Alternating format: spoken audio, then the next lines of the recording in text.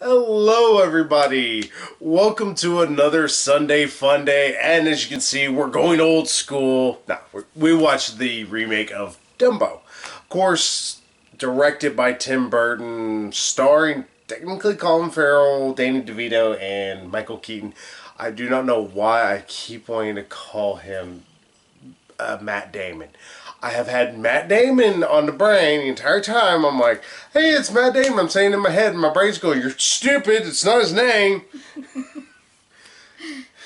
I don't know. I'm dumb. At least I fully admit my own dumbness. Yeah, I am going to let Megan give her opinions, though, first about Dumbo, because Megan grew up more with the movie. I kind of remember watching Dumbo when I was younger, but I never was much of a Disney brat, is the best way to describe it. Not trying to say, oh, people watch Disney or brats, but just, Disney was not really my thing. You weren't really a Disney file, like me. That sounds dirty. It's... I know that might be the name y'all want to call yourselves. It sounds Yeah, what I'm saying, that's the term. That sounds like y'all beat off to gargoyles. Well, that Goliath is very, very hot. Also, I'm pretty sure some fan fiction about him and somebody else inserting themselves into different things. And I gotta imagine they give Goliath a big wang. We're getting really off topic already. Yes. So, let's talk about something else that has big wings. We're talking about elephants.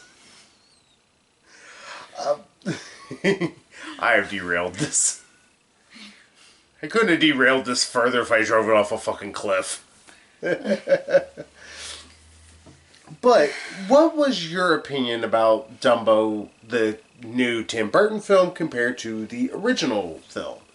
The slightly racist original film. Lightly? I'm being nice. Well, I mean, even disregarding the crows, there's whole debate whether they're racist or not. But just like that Song of the Rouseabouts, like, wow. Has not aged particularly well. Yeah, for those who don't know what I'm talking about, look it up. Look at the song on YouTube or go look up the lyrics. Song of the Roustabouts. Roustabouts. Yeah. It's done by the three crows that are in Dumbo. I would say it's not done by the crows. That's a different song. Oh, whatever. I would say it's done by a bunch of black guys setting up the circus as they move from town to town. Oh, that didn't make it any better. Well, they were singing about... Pretty much the song's all about how stupid they are. It's like... how they work themselves to death and like, oh, we don't care. We're happy-hearted roustabouts. Like, and they talk about the fact they can't read or write, and it's like, wow. Yeah, work all day, work all night, never learn to read or write. It's like, Walt, you really should have went to the second draft for that one. Not trying to defend them, but it was a different time that they could... I know they rode black people into, town back then. They just... Look at Chris Rock. He did the whole thing pretty much about it. No, they really didn't. They were still terrible human beings. There's quite a few of them. North, South, didn't matter. There's a lot of racism throughout. Yeah. I mean, there may have been people who saw it for what it was, but for the most part, they could get away with that type of thing back in the day. Sort of like Blazing Saddles. We're completely off topic already. Yes. So what did you think? I was like, I've been trying not to derail with a discussion about Song of Roustabouts. You're just...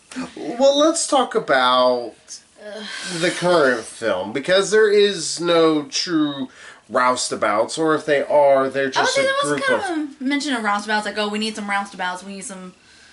But even then, it just seems to be like regular just workers. Yeah, it's like just people like help setting up, help kind of taking care of the elephants or the horses or whatever. Yeah. Like just kind of the everyday schmoes behind the scenes. Yeah, pretty much think, what's it called? Roadies with, bands. A nice way of thinking about it. People who work behind the scenes that really keep things moving, though the stars are the ones who get all the actual money. Yeah. So, knowing your particular issues sometimes with Tim Burton. How did you care for this film? I was surprised, actually, by how much I actually liked it. No, there were a couple parts I was like, fuck this movie.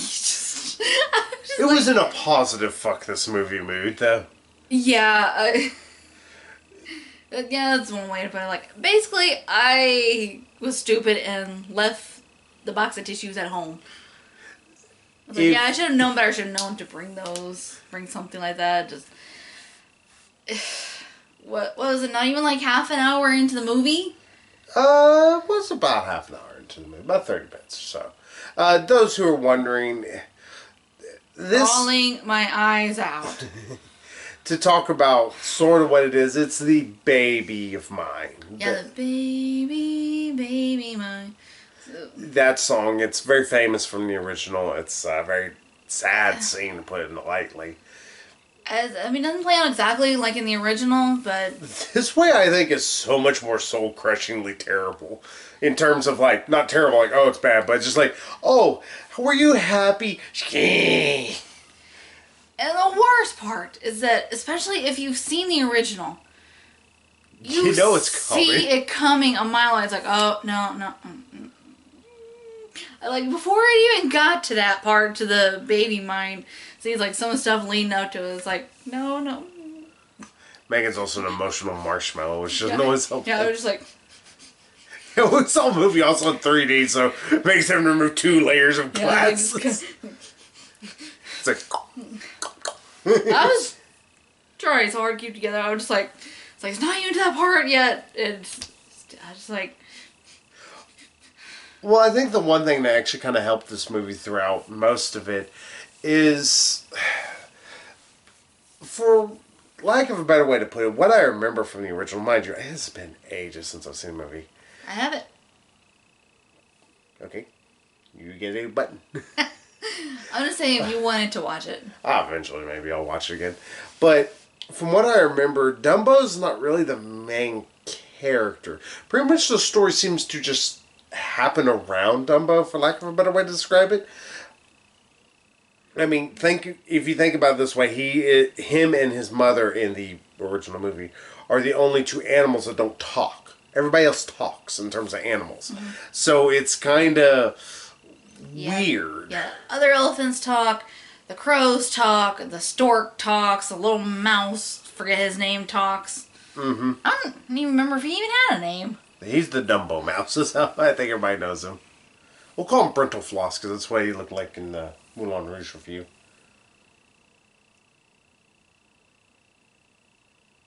Lie down before you hurt yourself. That's my best New Jersey accent or even Yankee accent I can do. Sorry, folks. Too ingrained in the South. Mm-hmm.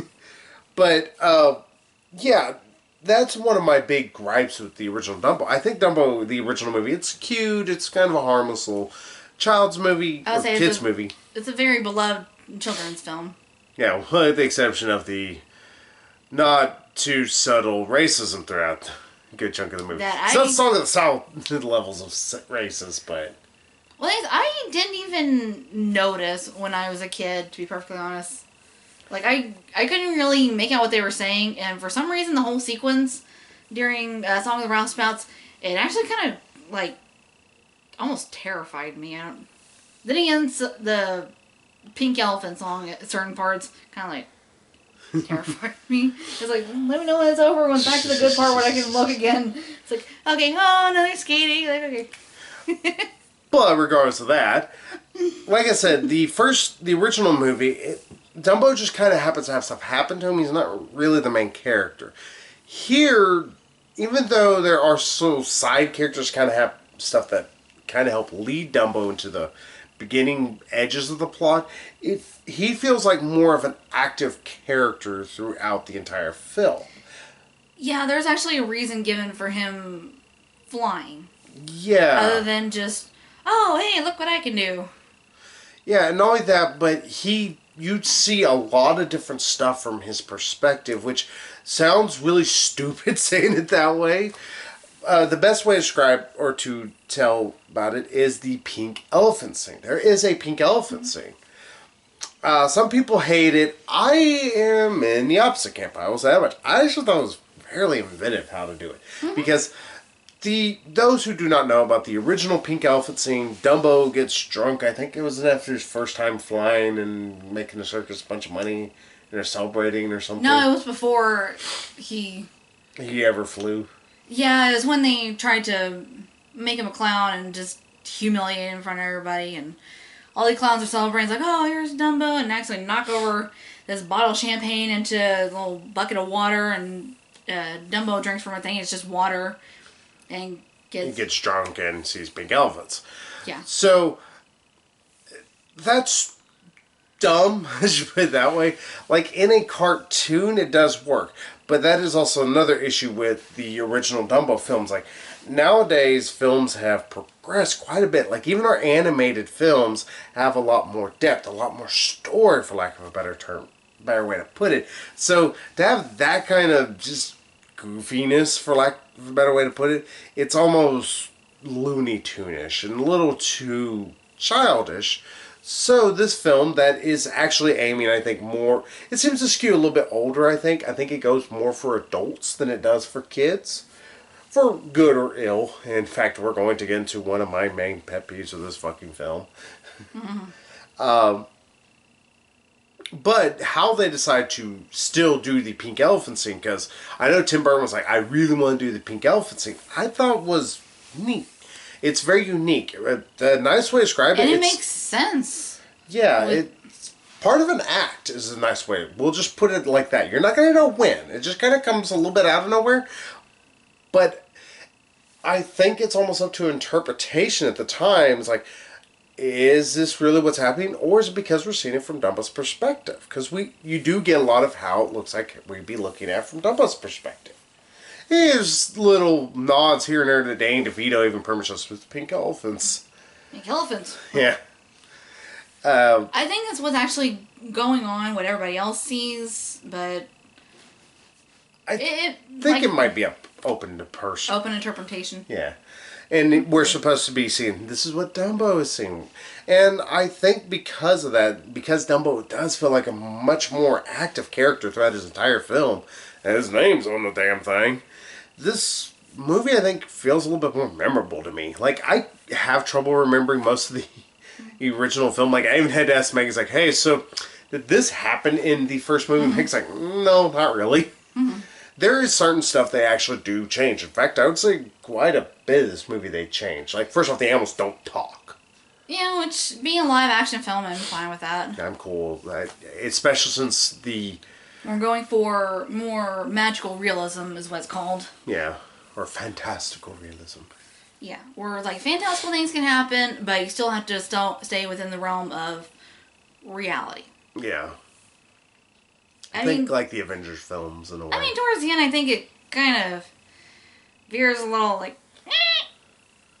It's because of one issue. Yeah, it's like... and I applaud the ending, I really do. It's not really entirely realistic to how it would have been back then. Like, I do applaud the message, though. I will say that. Yeah, that's one of the issues I have. It decides it wants to have a message at the end of the film, and it's a bit hammy. And only that, but... Not hammy, just ham-fisted. It's also hammy, because it's like, it's a good message, but at the same time, how they deliver it is such a... It's ham-fisted, but it's also, like, Danny DeVito just smiling his beautiful ass off, and it's like, I love you to death, Danny. You're not saving the scene right now. It's kind of dumb. And that is the biggest problem. That's kind of a dumb scene, but it's not the end. Like, it's just this one little thing like, hey, here, we're going to wrap this up in a bow, and you don't have to worry about there being a second Dumbo. Why did I make a rhyme? But... Did you mean to that time? No. Who knows? But yeah, with that part, that's one of the gripes I have with the film. The other gripe, I have to say... And it was something that I even leaned over to Megan and I even said, oh my God, we got Mowgli back. There are two children. They're Colin Farrell's kids, which I will say everybody delivers good if slightly exaggerated performance. Tim Burton performance is a nice way to describe it. Danny DeVito's really good. Of course, he's I would Danny say he's DeVito. Danny DeVito. He's Yeah. being himself. Michael Keaton, who's playing Matt Damon. I don't know why I'm so dumb. He is the perfect amount of ham when he's supposed to be. Colin Farrell is good for what he is. I just wish he would not try a southern accent. Colin Farrell's southern accent is just all over the place. We go to Mississippi, Texas, Louisiana, go to Florida for a little bit. I don't know where the hell he's going. I'm like, that's an accent. It's southern. He comes from a hemisphere that might be southern. I applaud his effort, but when he is having to be emotional or anything like that, he does it really well. Eva Green, she was from Mrs. Peregrine, ironically enough, playing Mrs. Peregrine. Yeah. She also in Penny Dreadful. Yeah, you probably know her most from Penny Dreadful. She was fantastic in that. Pardon me. She is really good in this with what she is given, though she, of course, has to be a little snooty, but she pulls it off in the lovable almost way. Yeah. It's not snooty like you want to punch her in the face, but almost like the snooty, like she can back up with what she says and what she does. But there's Colin Farrell's two children. Oh my God. The first 10 minutes you kind of have to deal with these kids until Dumbo finally shows up. And boy, oh boy, you have the little boy who's just Charles Wallace, except for, a different actor, of course. Because everything he says is exaggerated and over the top. Then the daughter, she delivers with the same amount of enthusiasm that David Otunga does, which is none. I lost my mother too. It's exactly how she delivers a line. It's like, wow, thanks for having just all that enthusiasm, lady. I get it, they're child actors, but it really bothered me at first. Personally, I didn't think they were that bad. That's because eventually they take a backseat to the main character, Dumbo. Yeah. And that's actually, I think, what helped to save the movie a lot in my eyes. Sorry, I'm sliding in the floor. Also means... Yeah, I think Dumbo eventually taking the center stage, for lack of a better way to describe it. And we gotta say... Oh, yeah. Dumbo is so adorable. The CGI they do and all the little noises he makes and his big eyes and everything. He's just the cutest damn thing ever. I was like, yeah, he's a baby animal. He's curious about the world, but also kind of, almost scared. Or, what? Yeah, he's kind of skittish with things. Yeah. And it's just adorable, some of the interactions that he constantly has with different people, different things throughout the entire world. And it's just precociously cute. I was like, oh. Especially him with his mama. Like, oh, mommy, baby, oh. Mm-hmm. So, they're so cute together. Yeah, there is a lot of parts. I don't care how cold-hearted of a bastard you are, you're going to be going, oh. There's a lot of oh moments. Yeah, I was so glad we were not at Elmo Drafthouse. I kept going, oh, oh, oh, oh. Well, also Megan's, again, she's an emotional marshmallow. I love you, baby. Baby. Yeah, the story, if you're wondering about, we're not going to spoil too much about it. Beyond, like I said, I don't care for the ending as much as I should. I like the ending. I just... I think they could have done it a little bit better or led into it a little better. Yeah, I will say, it's okay, well, that's nice, that's sweet and all, but that's not entirely how it would have been back then. We're going kind of more for realism. Mm-hmm. But, I do applaud, Tim Burton's effort. Yeah. And I will say that there are a lot of nods to the original, while also kind of updating. and trying to make it also still their own in its own way. Yeah, I mean, fans of the original, like, there is a pink elephant sequence, but, like, you just kind of hear, like, the Danny Elfman does kind of the music for it. Pretty much does a rendition of it, which you hear the beat. Yeah, it's just kind of like instrumental, and like you don't hear the pink elephant song, like no lyrics or anything, and the only musical number is actually just "Baby Mine," which again is actually, I think, handled in a really fantastic way. And yeah, and somehow managed to pull my heartstrings even more than the original. It's like, again, I think it helps that Dumbo is really the main character here. Yeah. So because of that, it's like you really feel it's like, oh god, they decided to fuck over the main character for stupid reasons. Yeah. Yeah, this movie, like I said, it changes what really probably does need to be changed with certain little stuff. It does actually give the movie more of a story. Yeah, I will say that because the whole thing when Michael Keaton kind of like, oh, I want to buy your circus, like come to my circus, Dreamland. It's not really spoiling too much. Yeah, you can see it in trailers.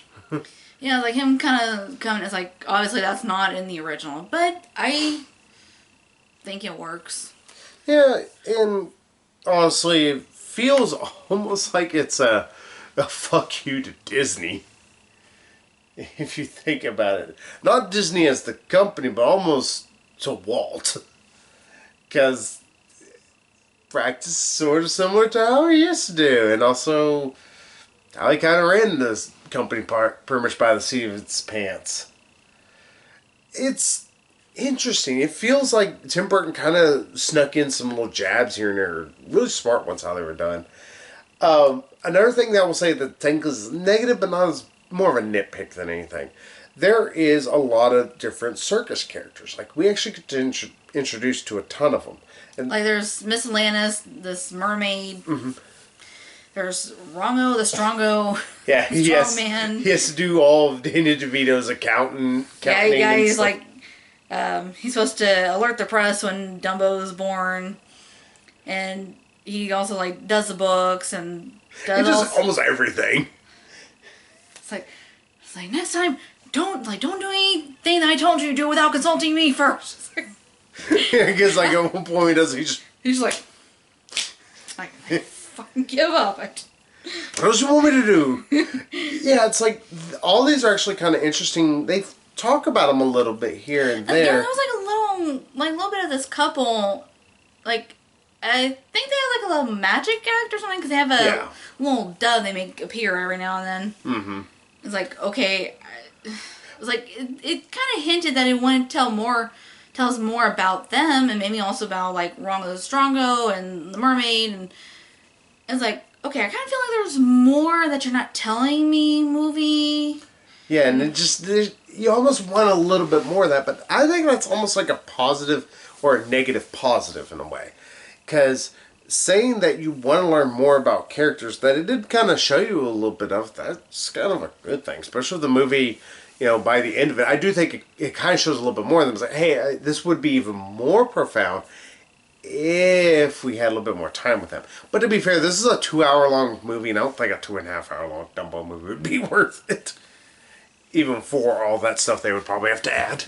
I mean, maybe like a director's cut? Eventually, maybe releasing that on Blu-ray, the Burton cut.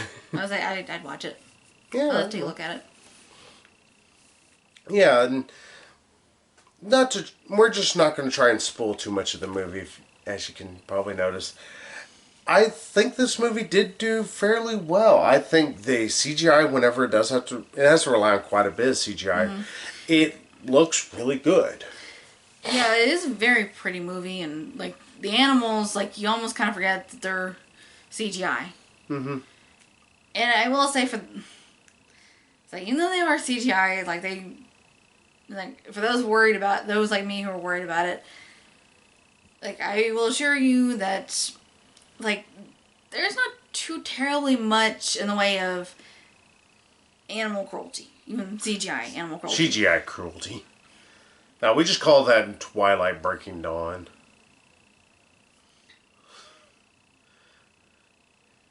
I mean, they kind of like crack a whip in front of them or something, but... Oh, we do also have to talk about one thing, and that is the 3D. Yeah, that doesn't really... Yeah, don't see this in 3D. It's not really worth it. I mean, there are a couple of scenes, like, Michael Keaton just like... Yeah, like, characters are pointing stuff at the screen and kind of, But... It really doesn't add anything. It's like, I almost forgot we were watching in 3D. Yeah, until somebody does like, oh, damn it, stop it. It's like, oh yeah, we came to see this in 3D. Yeah. I mean, it still looks pretty because there is Tim Burton's aesthetic mixed with Dumbo stuff. And that's the one thing I do like, that Tim Burton, he didn't just completely make it all dark and strange and eerie. He made the things that really do need to be dark and strange and eerie, dark, strange, and eerie. The things that were, normal, he just made a little abnormal, which is welcome. I like that Tim Burton has finally learned a little thing we call restraint. I started to see that with Mrs. Peregrine, but it's really on show, I think, here. You see a lot of him not just going balls to the wall with... Yeah, I realize, like, this is a kid's movie. It's a very beloved kid's movie, and just... It's like... And also it's about a circus. I mean, not one of his, like, weird, freaky-deaky circuses he likes to... He probably would want to do a movie about. Probably has done a movie about. Possibly. I had to go back and look at his filmography. Yeah. But, like, it's actually kind of bright and fun, and it actually feels like a circus. When it needs to be. When it does need to try and purposely give you a sense of dread or anything like that, it builds it. And that's something that you have to applaud. Like I said, it's like, we're used to Tim Burton constantly not... I don't know if I squeezed your hand towards the end where they're like... Yeah. I was like, come on, go on, break. Yeah, he's like, okay. I was like, ow, ow, ow, my fingers. I didn't realize I was doing that until you, like, adjusted. You was like, oh, I guess I'm, like, squeezing his hand. I guess I'm, like, getting... It was like, ow. It's like, I don't need my fingers compressed into one. You're no damn fun, I swear. I mean, it would give me, like, another penis on my hand. I mean, it's that, but, it wouldn't be that big. What am I gonna do with you? Don't make me a penis hand. Oh, so anything else you want to talk about with Dumbo? Yeah, just again, I was surprised. Because live action remakes, as Beauty and the Beast has proven, can be done well. And even done better than the original. Then there's Tim Burton's Alice in Wonderland that proves that you can go horribly, horribly wrong. Yeah, just even from Tim Burton's own filmography, or even Jon Favreau's Jungle Book. Which I'm dreading his version of Lion King. It's like, what? It's going to be 2.5 hours and there's going to be no songs. They're not even going to have Be Prepared. You can literally have Scar just say that once to the hyena. I hope not. Yeah. Yeah. Yeah, we were kind of talking about this earlier, that one of the things I really did not like about the Jungle Book remake is, like, it just kind of hemmed and hawed, and it's like, yeah, we're kind of doing our thing, kind of, but we're also kind of a remake, and they kind of, it tried to do, like, little nods to the original, like, Dumbo does, but with the Jungle Book remake, it was more like... It felt tacked in more than anything. More like, yeah, hint, nudge, wink, wink, yeah. It's like, it was all over the place and not subtle at all. Dumbo sometimes could almost veer into that territory, I think. But I think it did it in a much more enjoyable way than Jungle Book ever did. Yeah, even though the Crow song is not in there, one of the what the hell are those guys called? The ringmasters? Ringleaders? The ring... Ringmaster? Ringleader? Ringmasters? Ringleader. Ringleader. That does not seem right, though. It kind of seems right, but sometimes it doesn't. Okay, Sauron. We'll just call him that. Will that make you feel better? The Sauron. He's the controller of the rings. The one controller of the powerful ring. yeah, the ringleader from Michael Keaton Circus. And it's like, you haven't seen anything until you see an elephant fly. I was like, Well, he also has a bunch of puns before that. You've seen a horse fly. well, that's part of the song. Yeah. I've seen a house fly, I've seen another fly. It's like, I ain't never seen an elephant fly. I'll show you the original again. I ain't seen it in forever. Yeah. It's not a very memorable movie, I think. This movie, though, is. I think it's much stronger. And also, I will say, if you are wanting to take your kids to see this, I think they will enjoy it. I think they might be here on the board side here and there. Because I do think that it's... The movie does try to build a beautiful aesthetic. But I think this is a good movie to at least introduce your kids to the idea of aesthetics, especially with films. This is a great possibility of introducing to them. Sure, they might not get it, but they're kids. Adults, I think, are going to totally love this. If you love the original, you're going to really love this movie. If you passable about the original, I think you're going to still love the crap out of this movie. Yeah. There's not a lot this movie does wrong short of the two kids that I wish just did not exist. Or I thought they were alright. they're so terrible. Their Mowgli levels are just awful. Not bad.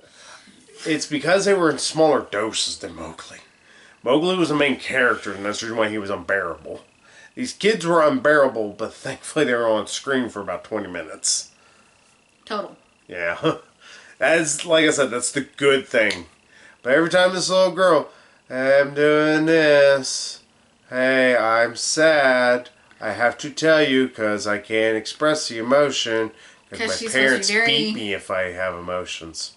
You're supposed to be very rational and, like, wanting to get into science and... It's not even like a rational, like... I guess they were trying to go for the dumbass from Bones. I guess they were trying to do like how she... Oh, here, this is me being rational. No, that's just you being an emotional robot. That has nothing to do with rationality being the only thing you're worrying about. That's just an emotional robot. That's all it is. Somebody who has none.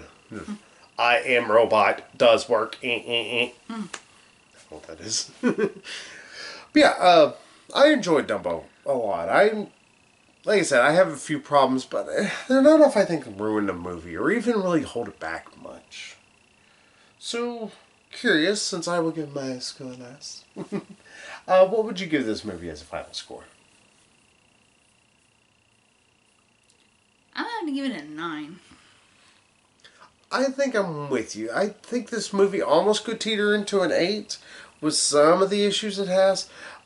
But I think there is enough really good bits, or even fantastic bits, that hold it up to a 9. Well, mine is more of a 9 teetering on a 10. It's like, wow, I actually like this. You know, she's probably not going to own it for a while because it's going to make her love her like a little schoolgirl and share pants. I love her. I'll probably own it just so I can, like, okay, anytime I need a good cry, here we go. And stop relying so much on the Ori and the Blind Forest beginning on YouTube. Yeah, that or freaking Marley and Me. Or the end of Click.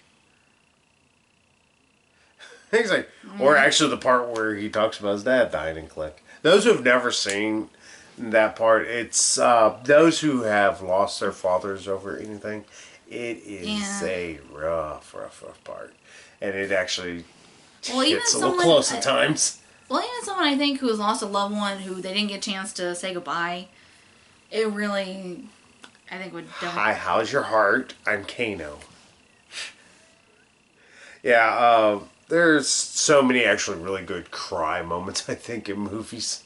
Hell, for me, I still tear up at fucking Transformers. God damn it, Optimus dying is just terrible. Because he's the only one, like, everybody else just dies. Like... Optimus like is in pain and dies and just passes on. It's more an emotional drag out. Just yeah, and it's like, oh, thanks, movie. Nice to know they just slowly just decay and die.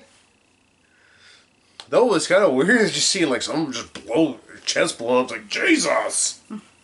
It's like I'm watching the beginning of Saving Private Ryan with robots.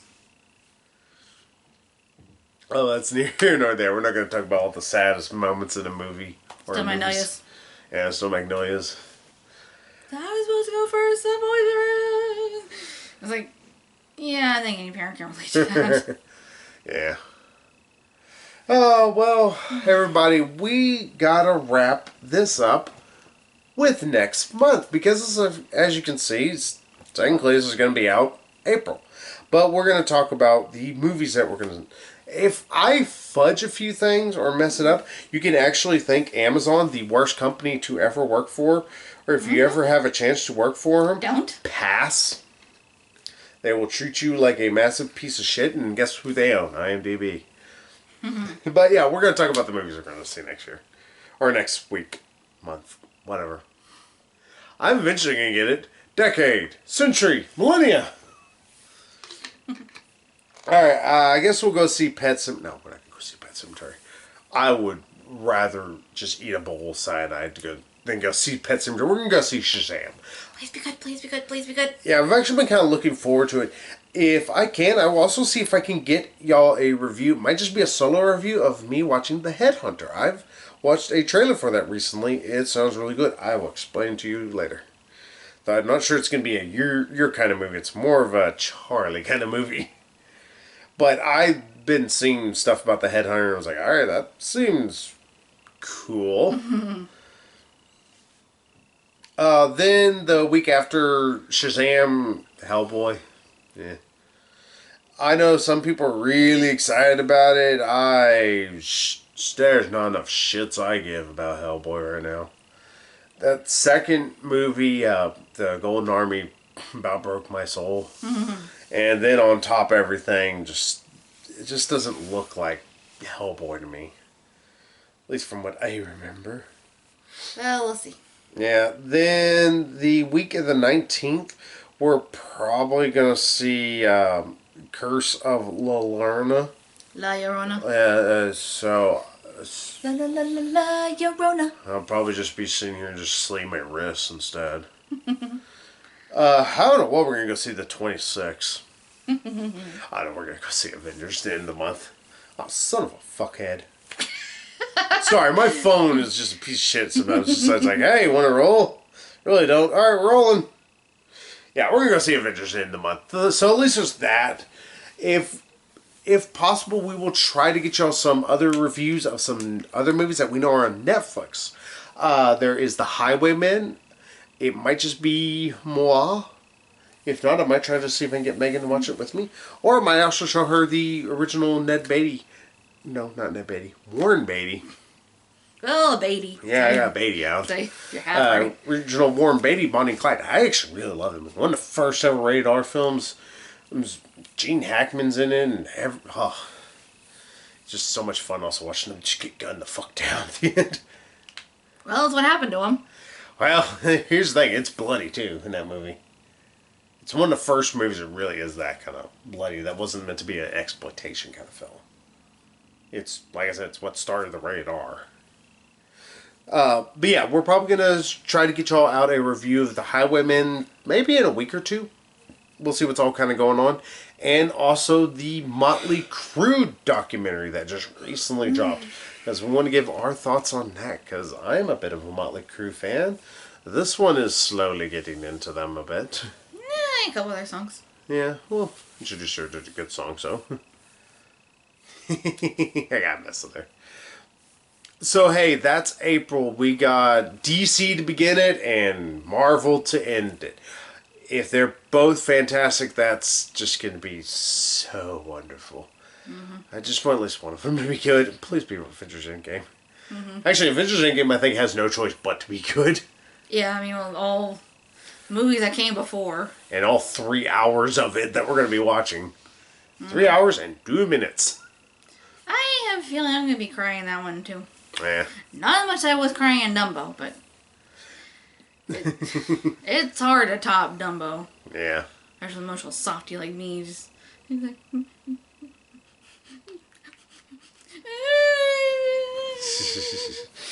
But hey, we'll see y'all next week with some Shazam. And if Ba-bam! if there's a big hole in my ceiling, you'll know what happened. So hey, we'll see y'all next week. So bye bye everybody. Bye-bye.